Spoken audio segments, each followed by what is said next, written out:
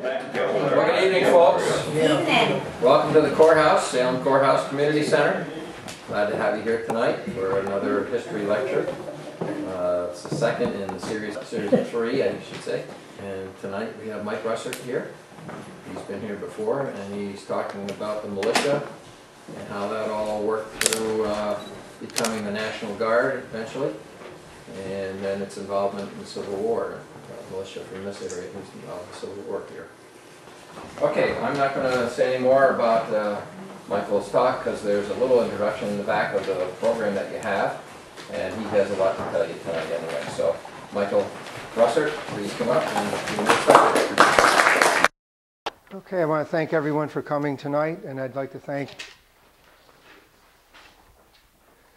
the courthouse for asking me again. It's a pleasure to be back here. Good to see some friends in the crowd. I won't say old friends, I'll just say friends in the crowd. The talk tonight I'd like to dedicate, when I worked with New York State as the director of the veteran oral history program for the state, we got to interview a lot of veterans who were National Guard members, and I'd like to dedicate this talk to those men and women who have served so repeatedly, especially in Iraq and Afghanistan. They've served time and time again. I'd like to dedicate the talk to them. Our National Guard has as its birth date, for some reason or other, because there were militias throughout the colonial period, but they selected the Massachusetts Bay Colony, and they dated to a court order on December 13th, 1636, as the birth date of the official, quote, birth date of the United States National Guard.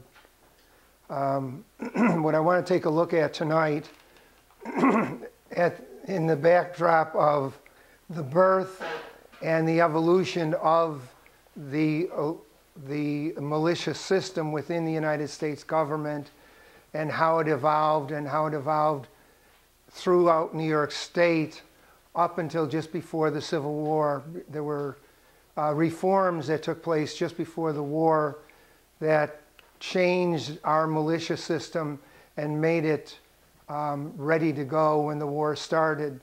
The New York State's militia was called that until mid-1862, and the name was changed to the New York State National Guard.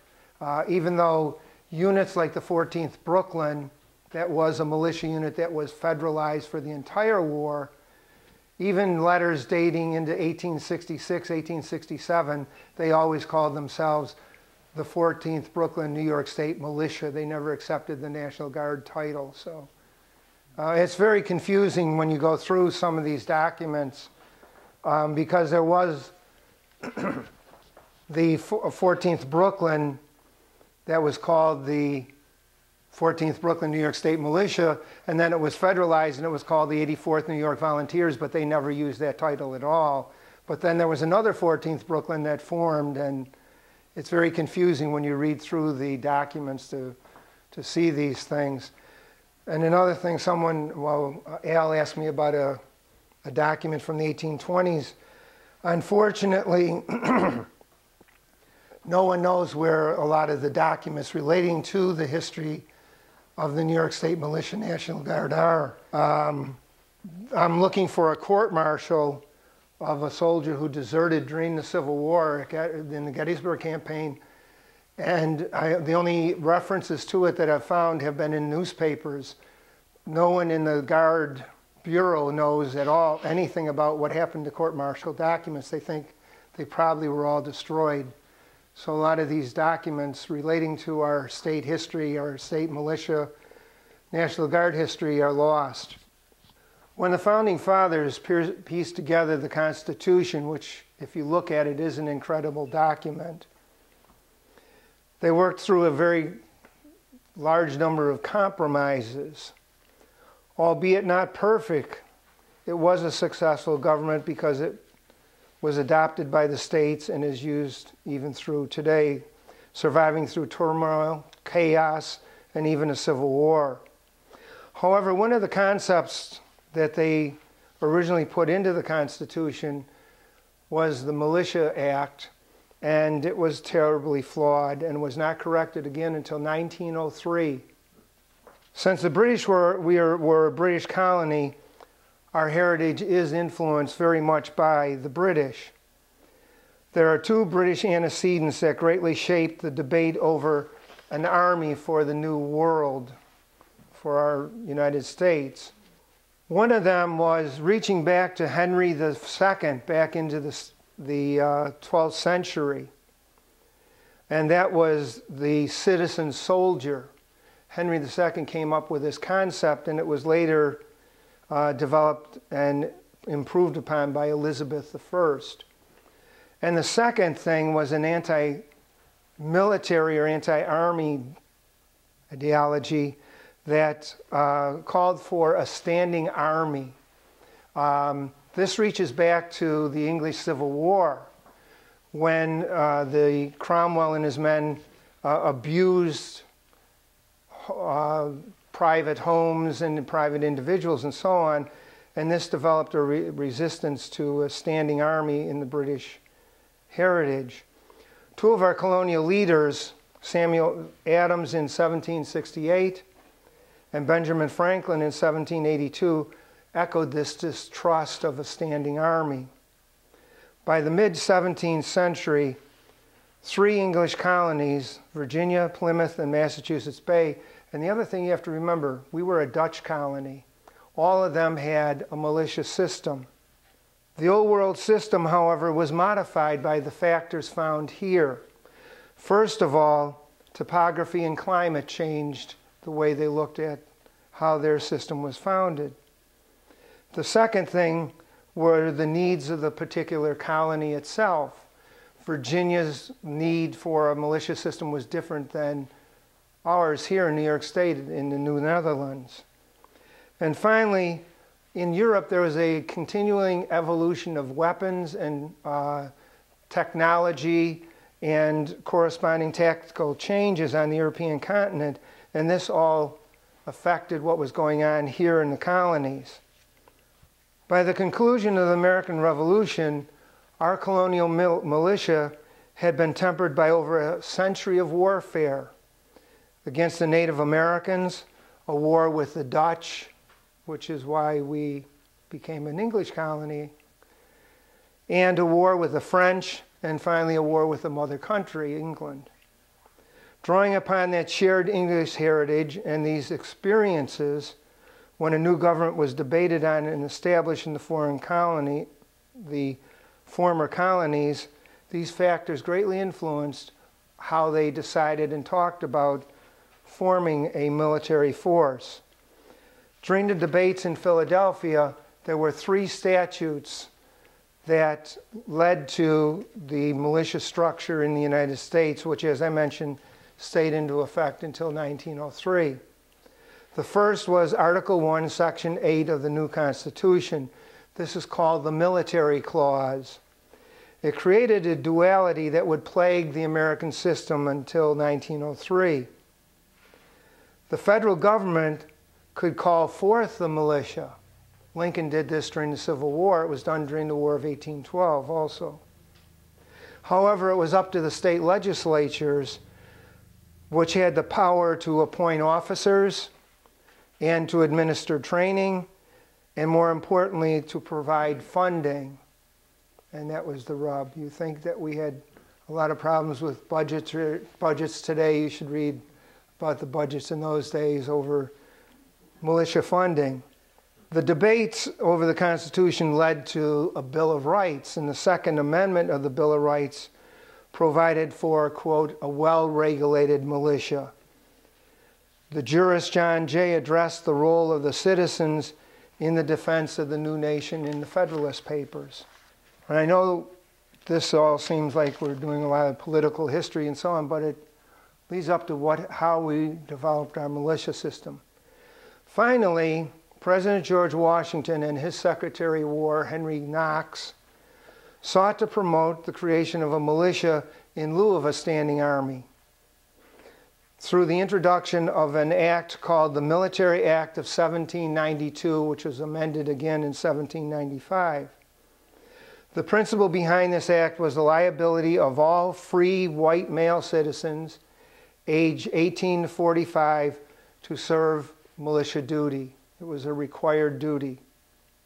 Ironically, however, very early in the Revolutionary War, John Hancock received a letter from George Washington calling the militia, quote, a broken staff upon which we must not lean. While New York's Duke of York's laws in 1665 led to New York becoming a colony like the other English colonies, I just wanted to mention how different our militia system was in New York State when the Dutch were here, because that's very much ignored. The Dutch, when they formed a colony here, they followed the tradition back in the Netherlands, and in the Dutch Republic, they believed in a standing army of mercenaries. Almost half of their army were mercenaries, hired from the Germanic states, from Ireland, from the French, and so on. So their army was a professional standing army. So when the West Indies Company formed here in New York State as the Dutch colonial power, it had a standing army. And the men in this army were also at least 50 to 70% mercenaries. And the militia was a secondary force for the Dutch. So it was very different than the English system. And when the colony was taken over, New Netherlands was taken over by the English, it was very difficult for the people here that were Dutch to accept this new responsibility where they had to be the main military force. New York's provincial militia had 4 distinguishing features that carried on throughout its history. First of all, there was no long-term military commitment. It was a 60-day commitment, a 90-day commitment. If you were called to the colors, the most you could be called up for was 90 days. And this created a problem, especially during the Civil War period. Secondly, units refused to fight beyond their borders without a bounty. This turned out to be a major problem during the War of 1812, when Winfield Scott, who was a small-time Army commander at that time, led an army into Canada. The New York State militia refused to cross the border into Canada. They also refused to cross the border into Vermont later on in the war. Third, there was a poor discipline that always resulted from a lack of respect of officers. One of reasons for this was because the officers were elected by the men, and oftentimes they wouldn't pick someone that was going to be a more discipline-oriented person. And finally, and this is something that plagued the militia right up through to the early Civil War period, training was far below par. One historian said the men were trained better for the marching field than the battlefield. An additional statute governing militia resulted from the constitutional debates also. This has a very long and cumbersome title. It was called An Act to Provide to Call Forth Militia to Execute the Laws of the Union, Successfully Suppress Insurrection, and to Repel Invasion. End of quote. This act was finally empowered the president to call forth the militia, but as I said, he had a limit of only 3 months or 90 days. These statutes, however, when put together, created a very unjust system. Theoretically, the militia system was supposed to be democratic. Everyone was to serve. All free white males, 18 to 45, were to serve. However, there was a clause where substitutions could be purchased. If you had enough money, you could purchase your way out of the militia system. And of course, not all state legislatures financially supported the system. So some state militias were better than others. Militia delinquency reflected the difference of combining militia service and trying to maintain an occupation. You have to remember, these men, these young boys who served were citizens, employees, employers first of all. And this is one of the problems with the militia system. The War of 1812 acted as a litmus test to the system, as did the war in 1861 to 1865. For example, the 68th New York State Militia, which was from the western counties of New York State, when they were called forth, they had to call out the sheriff and have many of the men arrested to fill the ranks. In fact, these were all farmers who were in June of 1863, they were harvesting crops, they were planting crops, they were waiting for their crops. So these farmers had to be seized by the sheriff and hauled off in irons to where they were meeting in Harrisburg, Pennsylvania. As previously mentioned, the War of 1812 was a litmus test for which the militia system failed. It proved woefully lacking. Some New England states, Massachusetts for one, New Hampshire area, so on, refused to call forth their militia because they didn't believe in the war. In fact, most of the people at that time were smuggling and working with the British and the Canadians. The New York State Militia, as I mentioned before, when they were serving on the Niagara frontier, refused to cross the river into much less another state, but a foreign country. Further cracks in the system appeared in the first quarter of the 19th century. Captain George Nelson of Niskayuna talked about the lack of standards in the militia. He wrote a company order, and he said in his order he wished his soldiers could learn the fundamentals of being a soldier. He said the men must be carefully instructed to proper and different attitudes of a soldier. A non-commissioned officer or a soldier will be allowed to take his place in the ranks, but he cannot have tobacco in his mouth, and he cannot spit it, allowing for a very un-military situation. End of quote. Court-martial proceedings in Ulster and Orange counties held 5 sessions just in November of 1818 alone. They fined 56 individuals of penalties ranging from 25 cents to $10 for failures to attend drills. That's the other thing. One man received a fine of 10 cents for not attending drills, while another received a fine of $10. So the system was very unfair. When drills were held, common militia companies provided comic relief rather than military proficiency. A New England traveler visited Goshen, New York in 1820, and he wrote, "Their dress was exactly on uniformity. Their hats were a group of many fashion and many colors. However, I must acknowledge there was an exact uniformity in their firearms. A thick crust of iron oxide gives them a wonderful similarity. As for their bayonets, I only saw but one."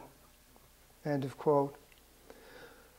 While the common militia units appeared amateurish and lacked in consistency, the New York State Militia increased in numbers from 50,000 enrolled in 1791 to almost 10% of the state's eligible white male population in the 1830s of almost 200,000 men, much larger than the United States Army at the time. However, after the 1830s, the common militia system created by the Military Act or Militia Act of 1792 began to decline in numbers. And this again is where it gets confusing, because now 2 militia systems form within the militia system. One is called the common or the enrolled militia, and the other is called the volunteer militia, which becomes very close to a country club. This is a period of when there were a lot of fraternal organizations forming, the Freemasons and so on, and the militia system became a fraternal organization. Many of the militias, the men had to buy their own uniforms, their own weapons, and they became very fancy, copying European styles. A study of Western New York uniformed militia, that's also called the volunteer militia. So I'll try to call them the same thing. There's the common militia and the volunteer militia. So this volunteer militia during the first half of the 19th century, this is based on a study of focused on Genesee County out in the central part of the state. And what happened was it found that the militia companies were an instrument of political communication, and they were partisan political organizations, all of them. There existed a distinct connection between militia membership, the volunteer militia membership, and community leadership. The musters, the parades, the community gatherings were akin to political conventions. This is where contacts were made. Social networking was established. This was well before the email and blogging and so on. Militia officers were often, quote, civic/social leaders. For example, every officer in Genesee County's only uniformed militia company in 1804 held a political office. I'll say that again. That every member of the officer corps of the militia company held a political office. Between 1803 and 1822, 36 field and staff officers of the 164th New York State Militia included a state senator, 5 assemblymen, a county judge, a surrogate, 3 sheriffs, a district attorney, a county treasurer, and 2 Batavia, New York postmasters. This practice held true throughout the entire state. Prominent civic and militia leader, a man named Jonathan Hall of Onondaga County, for example, was elected to the state assembly and served as a sheriff while he was the commanding officer of a militia company. By mid-19th century, the winds of change were sweeping across Jeffersonian America, however, in the form of social movements. The temperance movement was very critical of these militia muster days. They called them drunken wildness, days of alcoholism, end of quote. Religious fervor, also known as the Second Great Awakening, swept across America. It was especially strong in the western counties in New York State, known at that time as the Burned Over District. And another community-based organization began to substitute for the militia as a political social organization, and that was the Volunteer Fire Company. Whereas in the 1820s and 40s, 61% of the officials in New York State had militia affiliations, by the end of 1840, only 44 political candidates, 20% of 44 candidates maintained militia connections. On the state and national levels, commissions were created in an attempt to try to restructure the militia concept by trying to tend to all of its ills. In October 1826, a board was convened in Washington to investigate the shortcomings of the militia system. They sent out a mailing to every militia officer in the United States at that time, asking them to reply and give their results on what they thought of the militia system. The results, however, they called for a drastic change. However, only 50 members of the entire national system replied. Most of the respondents felt that the militia days were of little value. One officer called them a school of vice. The board advocated a decrease in militia exemptions and the creation of a limit of how many men should be in the company and improvement in weapons. However, no one ever acted upon these recommendations. On the local level, the common militia became very unpopular. Social historian David Walker Howe said that most of the male citizens resented the militia system, as it was an imposition, and they hated to serve in it so much that they refused to show up for militia days. End of quote. While the common militia units gradually disappeared, the volunteer or uniform companies began to gain in popularity just before the war period. Colonel Alexander Ming of Huntington Village on Long Island in 1839 talked about the uniform militia system and how important it was. This was when they had to react to a series of rent strikes in the Catskills. He said, standing armies are repugnant to our free government, and that upon the militia alone it must depend to repel the foreign foe or put aside our domestic unrest. Defenders and detractors continued to weigh in on the failings of the militia system. However, the militia days, even though they were often drunken brawls, served a very important function. Morris Schoonmaker of Kingston, New York wrote, proprietors of booths were bringing in their supplies of drinkables and edibles. From early in the morning until the hour of the parade, roads leading to the village and the campground were lined with whole families from the country in wagons or on foot. Members of the community traveled for miles from all around to participating in the events surrounding Muster Day. Some came to sample local wares on sale. Others came to sell their goods, while others came to exchange gossip and talk about local events and political events with their neighbors.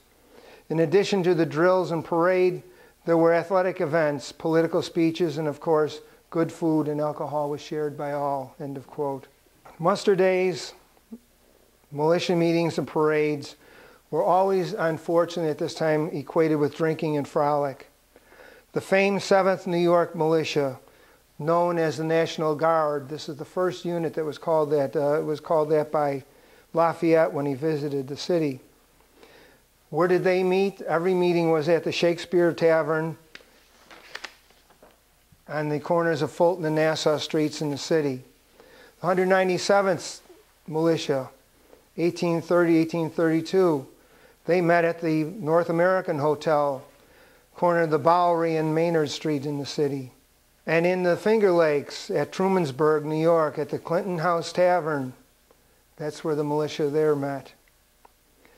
Some of the New York State officers recognized that they needed to organize the uniform companies. They questioned the militia's role and how it was constituted and how it was trained. And finally, a series of meetings were held throughout the state to try to change the militia system. And New York State in 1846, as a result of some of these meetings, did abolish what we call the common militia, that was the one that was envisioned by Washington. The common militia system gradually disappeared as criticism continued to be put forth. One of the things that was used was parody. Mock companies began to appear throughout the state. One of the most popular was out in Oswego County in the 1840s, where a group of those dissatisfied with the militia formed their own militia system. They called it the Fusiliers Invincibles. And they spoofed company parades. They called their company the Rag Company, the Indian Company, and the Barbershop Pole Company. They drilled, they fired pumpkins from log cannons, and they held dress parades.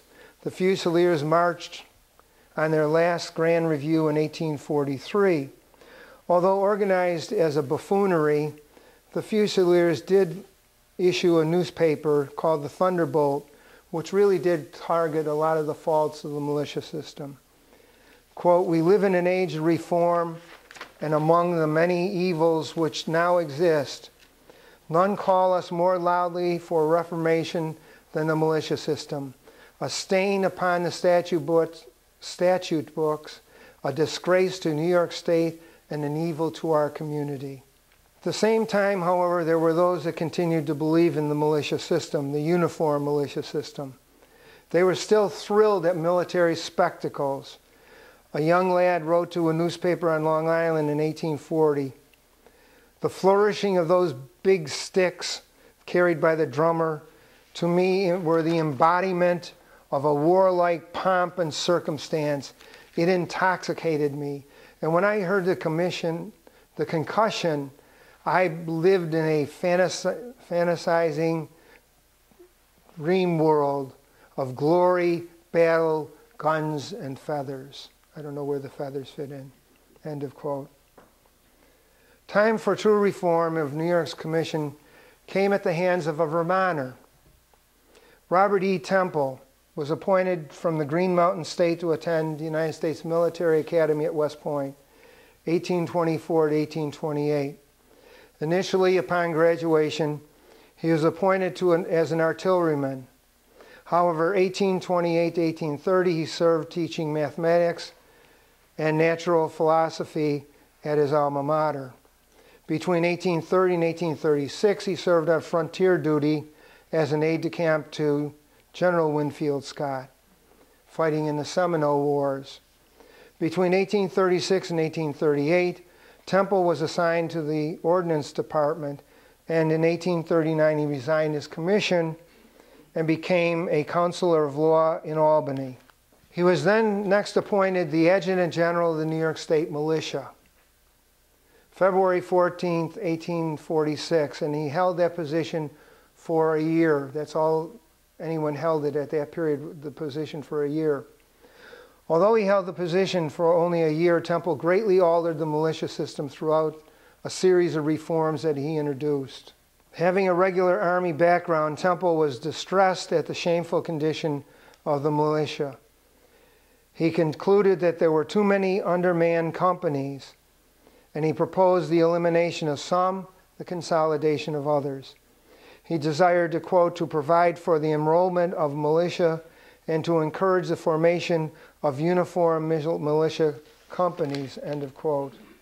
He also introduced an act which again has a very long and cumbersome title, an act to provide for the enrollment of militia and to encourage for the enrollment and formation of uniform companies, end of quote. This completely revised the militia system here in New York State. However, once again, the militia was not financed by the legislature. Many towns failed to collect fines or taxes, which were to help alleviate the expense of the militia. Some fees were too high. For example, in Troy in 1858, every citizen was required to pay a tax of $2.50 to supply the Troy Citizens Corps, a militia unit. Although passed as a law in 1846, the new Militia Act was not adopted until after the Mexican conflict. When it went into effect, it totally altered the state's militia system, streamlining it from 300 to 71 companies. Lawyers, business owners, laborers, and farmers who were interested in military service, but not the regular army, now could play soldier while maintaining their vocation. An example of, there is only one example I could find of a militia unit where I could tell what occupations the men held. This would be the DeWitt Guard, the Company A, 50th New York State Militia, organized under Temple's reforms out in the Finger Lakes. A total of 195 individuals served in its ranks. 48 occupations were represented. Merchants, clerks, had the greatest number represented, followed by carpenters, lawyers, and painters. Although predominantly a rural area, there were only 5 farmers within their ranks. They later served during the war at Elmira prison camp as guards. Some issues, however, were still not corrected. The state legislature still held the purse strings. Weapons were often antiquated or in poor condition. Some of the units in New York City, using the Adjutant General's letters, correspondence, I found some units, there may be 3 or 4 regiments of 200, 300, 400 men that only had 100 guns, and they had to trade them back and forth between other units within the city. In 1858, the Adjutant General reported that most of the state's weapons were, quote, exceedingly rare because they were such nice antiques, and they were absolutely useless, end of quote. Promotions were still based on seniority, and officers at the local level were still elected. Due to the temple reforms, the New York State Militia became more manageable, more efficient. However, the independent companies were just that, independent. They designed their own uniforms, they created their own rules, and they oftentimes failed to meet if they thought that there were other events they wanted to attend, such as cotillions and balls. While problems continued to exist, the reform created an improved organization. As one historian noted on the eve of the Civil War, quote, the Empire State had one of the most competent state militias in the Union, if only that it existed in a others existed in that same number, end of quote. In 1860, the uniformed New York State Militia numbered 19,180, including 532 officers, while the United States regular army at the time numbered only 16,000. However, our militia system added greatly to the Civil War. I'm going to, in conclusion, take a look at what we did in New York State to help eventually win the Union victory. First of all, our militia system provided a ready reserve force that was called into federal service 4 times during the war. 1861, 11 regiments were called for 3 months' duty for the first Manassas or Bull Run campaign. Secondly, in the Antietam crisis of 1862, 12 regiments, 8,500 men were called forth for 3 months. Third, at Gettysburg, 26 regiments, 13,900 men were called for 3 months to protect the Harrisburg area and also join the Army of the Potomac in the pursuit of Lee.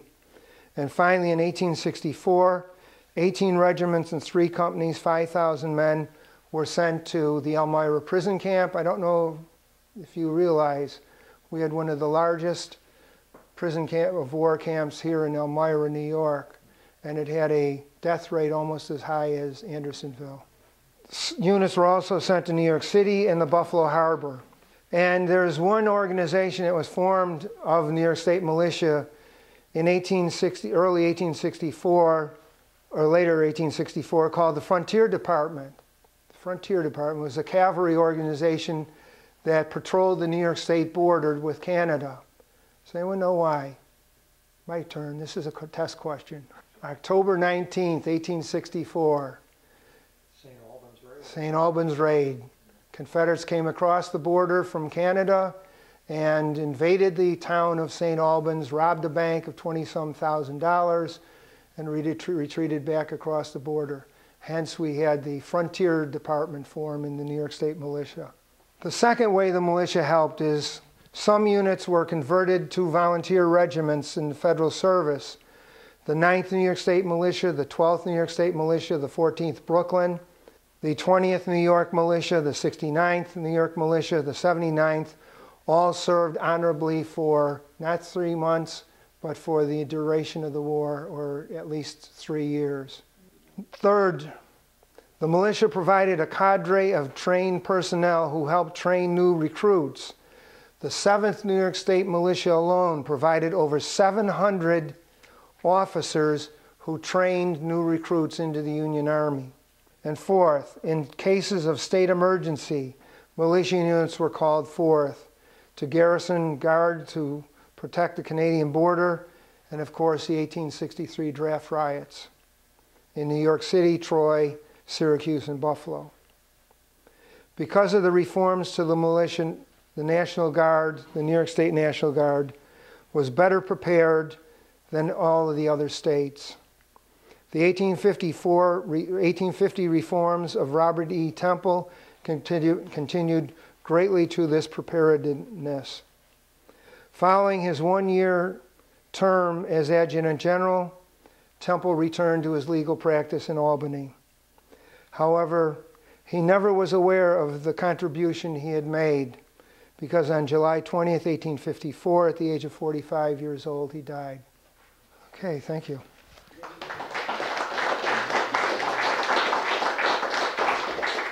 I know this was not a lot of guns and battles and so on, but it shows the changes that took place to make our militia system something that could be relied on. Our system, the National Guard system, was always relied on in times of emergency throughout the state when there were floods and disasters. But we've seen, especially, I know units were called up in World War II, Korea, World War I, Korea, World War II in Korea, Vietnam. However, never were they called into service as many times as we're seeing now. Some people that we interviewed in the oral history program, we interviewed a gentleman from Long Island who was 58 years old, and he had his first call to active duty. And he cried in his interview because in the Gulf War, the first Gulf War, he talks about them. He was riding a tanker truck and driving over bodies. And he's saying, 58 years old, he said, I shouldn't have had to suffer through that. We had men and women who were called forth numerous times. I had a panel discussion once in the Military Museum of 8 women who served together. We called it the Band of Sisters, who served together in Iraq. Some of them served 2 and 3 times. Okay, so anyone have any questions? Well, during Yeah, this period, well, I'm sorry. There was a standing army. That was the main force of for the U.S. government. The militia was a supplement, wasn't it? It was supposed to be, yes. That's how our militia system was different than, I tried to say, as the Dutch system. The Dutch system, the standing army and the militia was a supplementary force. When Washington and Henry Knox put this system together, they basically envisioned it as being the primary army.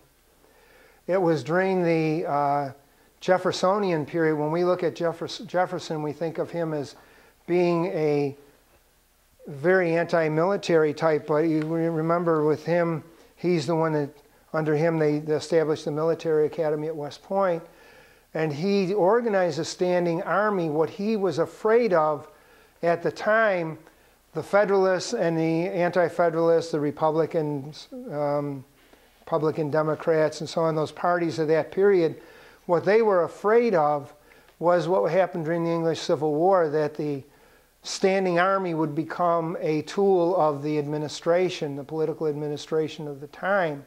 And during the Jeffersonian period, that was the fear. It was not of a standing army per se, it was of a standing army controlled by the other political party. So they, in reality, I think Washington realized that the militia system wasn't going to work, but he thought it would be a supplement to the militia system, the standing army. Al? In New York State, is there now a militia organization? A militia organization. There is a system called the New York State Militia. Yeah, what is that? It's political. That's the one that, oh my God, what's his name? He was a senator. Alphonse D'Amato. D'Amato is a general in the New York State Militia. It's a political organization. It still exists. It is not it's a pseudo-military organization. They do wear uniforms and so on, but they are not a real, quote, military organization, although some of them in it, we had someone working at the military museum when I was there who always wore a lieutenant colonel's uniform of the New York State militia. And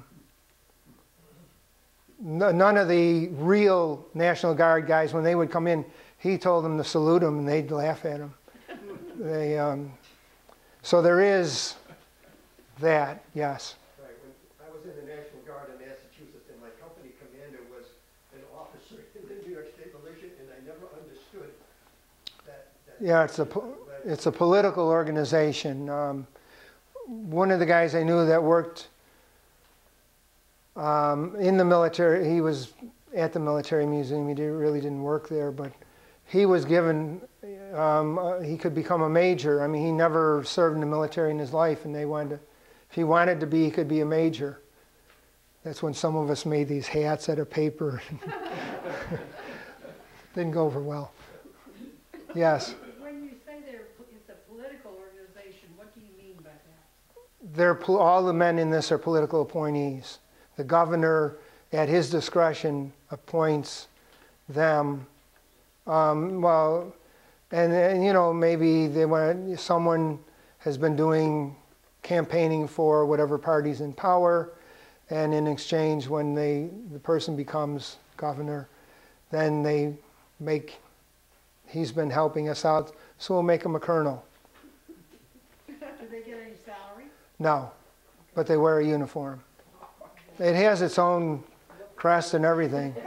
It's a really interesting crest. And Do they march in parades? And are there, some of them do. And Not as a unit. if there's a military conflict, are they called up for? Can you see Alphonse D'Amato directing troops across? I don't know if he's still in the unit, but he was at one time. Yes, Kay.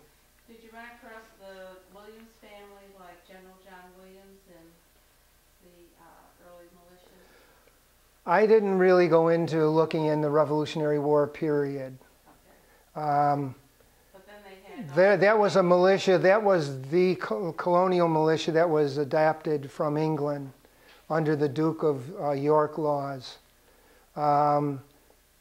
The provincial militia, they called that. That was totally different than basically what I'm talking about.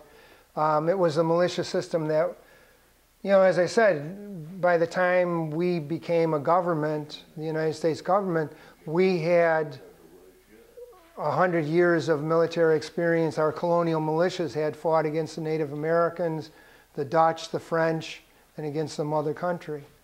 So that was a militia system. That was the one that Washington and the others envisioned as the Society of Cincinnatus, the farmer who's going to leave the plow in the field and run to the colors. That's what they envisioned. And that's what Washington and Knox tried to base this enrolled or non-uniform militia system on. I didn't go into the colonial. Well, this had been later than that. Yes, I think in the federal. His son was a colonel. Yes. And so forth. Yeah. John Crocker from Cambridge, when he was a colonel in the 93rd New York, he had been in the militia before the war. Rogers from the 123rd New York had militia experience before the war also. These are the cadre I talked about of men who had this training, albeit not fine-tuned training. They at least were aware of the manuals. That was one of the things that Temple did, was make a uniformity of military manuals. We had Winfield Scott's manual. We had Baron von Steuben's manual from the Revolutionary War. Casey's manual came out in the 1850s. Hardy's manual came out in the 1850s. The New York State government tried to make a uniformity so everyone used the same manual, basically Casey's or Hardy's. And that's what most of them used during the Civil War, and that's because temple was behind this making a uniform model or whatever. Okay, yes ma'am. So if they were called up for 90 days of service, their basic training period, was that part of the 90 days? Was that part? There was very little basic training during the Civil War. Sometimes your basic training was, here's your musket. The 123rd, when they went into service, they got the basic fundamentals, and all of a sudden Robert E. Lee decided to move into Maryland, and the 123rd was called up to go fight him. And fortunately, the 12th Corps that they were in didn't engage very much, but I imagine a lot of them didn't know how to load the musket. I'm doing something right now. I'll be doing a talk in May, end of May, in Easton, called To Free Ireland. It's going to talk about the last battle of the Civil War, which was fought in 1866 at Ridgeway, Ontario. And the Fenian Brotherhood decided to invade Canada. Anyhow, it's a very obscure part of history, except for us who lived in Western New York. It's the first battlefield I ever went to. But anyhow, the Canadian units that were sent against the Irish, who had all been veterans of the Civil War, not one of the 50% of the ones that were sent forth to meet these men on the battlefield had no idea how to load their muskets. When the New York militia was called up to go to Harrisburg, Pennsylvania, to protect Harrisburg, the capital Harrisburg.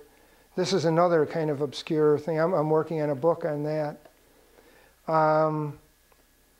There was an artillery unit, 2 artillery units from Pennsylvania that were there.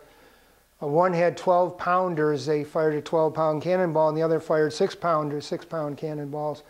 And when an artillery officer from the Army of the Potomac went there, he found that the men were trying to put a 12-pound cannonball in the tube, the 6-pound cannonball tube, and the others had plenty of room to put a 6-pound cannonball into a 12-pound tube. And they were putting the ball in first and then the powder after it, and there was very little. Some units had no training at all. Very little training. They were learned on the job. And I'm going to be doing a talk on Long Island in July, talking about the death of the 2nd Army Corps. And one of the problems with that that brought about its demise was the volunteer system during the Civil War.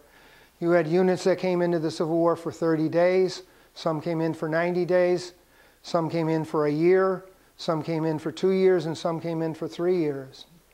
And there was absolute chaos, and they were bringing recruits into these units. And when, like, if you've seen the movie Gettysburg or read Killer Angels, the 20th Maine had a group of volunteers who served with the 2nd Maine who thought that they should go home. But no, it was the other guys that should go home because they enlisted before these guys, and it caused total chaos. So there was a lot of chaos when the units were offered to the government in 1861. A friend of mine's writing a book on the 14th Brooklyn, and I've been doing some research for him, and it's amazing. The governor is supposed to technically be the commander-in-chief, and he calls forth these units, and the 14th Brooklyn was in Washington, D.C., and the governor said, where are they? Who ordered them there? No one knew. They just got on a ferry boat down in Brooklyn, went across to Jersey City, and marched off to war. And the governor didn't even know they were gone. And then there was an argument while they were gone. Are they gone for 30 days because they were a militia unit, or were they gone for 3 years? And finally, it turned out 3 years, and a lot of these guys were not happy because they were businessmen and employees, and they wanted to go back to their businesses. And to say, you'd like your unit to be called up, wouldn't you? So This happened with like the 14th Brooklyn. They were called up for the entire 3 years. They weren't happy about it. But the 7th New York, which was one of the, probably the elite unit in the state, they only were called forth for Manassas, for Gettysburg, and that was it. They were there 90 days, and that was it. And in fact, when they served during the Gettysburg campaign, they were sent to Frederick, Maryland. They never saw anything. At least the other 18,000 that was sent, at least they saw some battle. How was the militia paid? How did When they went into, that's a good question. When they went into service, they were federalized for 90 days. So the federal government would pay them like they did a private soldier in the Civil War, which was about $11. But a month, yes. And then that's an interesting thing, because I ran across a couple letters out in Fredonia in the 68th New York. They returned home by the end of July 1863, but by December they're still asking for their money. And then there were arguments about, we gave you nice new uniforms and we gave you guns, we'd like them back. And these guys, they were farmers, they had a real nice musket to go hunting with. They wanted to keep those guns. So a lot of them kept the guns and kept the uniforms. They were supposed to turn them in. I can't imagine the average soldier in the Civil War was crawling with lice, why you would want those uniforms back. Did they get any pay if they weren't in a battle somewhere? No, because you mean if you were in a uniformed militia unit, did you receive a pay? No. You paid dues to join the club. It was like a club. You paid dues. You bought your uniform. You sometimes bought your gun. The 7th New York had the top-notch guns when they went off. They had the best money could buy, because they were all, it was called during World War I, they called it the Silk Stockings Regiment, because they were all from the top higher echelon of New York society. Until they started recruiting during the war, the World War I, they started recruiting Irishmen. They didn't want any part of Irishmen up until that point. In fact, there was a bylaw that said no Irishman as a member. And then they erased it when the war came, World War I came, and fed them to the guns.